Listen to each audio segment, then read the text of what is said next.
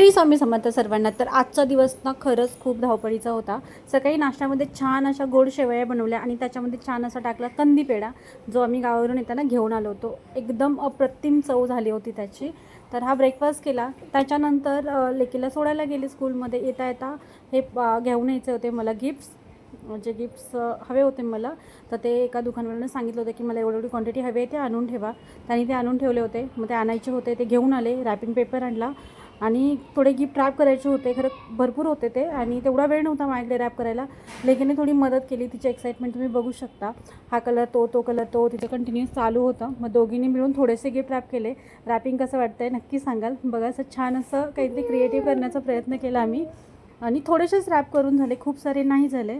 पण माझ्याबरोबर ना माझी लेक पण फार एक्सायटेड असते. म्हणजे जेव्हा कोणासाठी काहीतरी करायचं असतं ना, तेव्हा जशी मी एक्सायटेड असते ना, तशी सेम ती एक्सायटेड असते.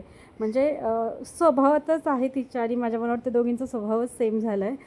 त्याच्यात काहीच दुमत नाही आहे. तर एवढे गिफ्ट रॅप करून घेतले आणि बाकीचे म्हटलं आता गावी गेल्यानंतर करेल. बघूया आता कसं कसं मॅनेज होतं आहे. पण करायचं तर सर्वच गिफ्ट रॅप आहे. त्यानंतर माहेरी फिश आवडतात म्हणून फिश घ्यायला गेले. तर फिशवालीने बघा इथे माझ्या देखील असं छान असं काम लावलं होतं. म्हणजे इथे गेल्यानंतर नेहमी हे काम असतं माशा हलवायचं. त्यानंतर हे काही गिफ्ट्स होते, म्हणजे रिटर्न गिफ्ट्समध्ये द्यायचे होते. ही ऑर्डर होती, ती पण पॅक करायची होती. 10 नेकलेसची ऑर्डर होती.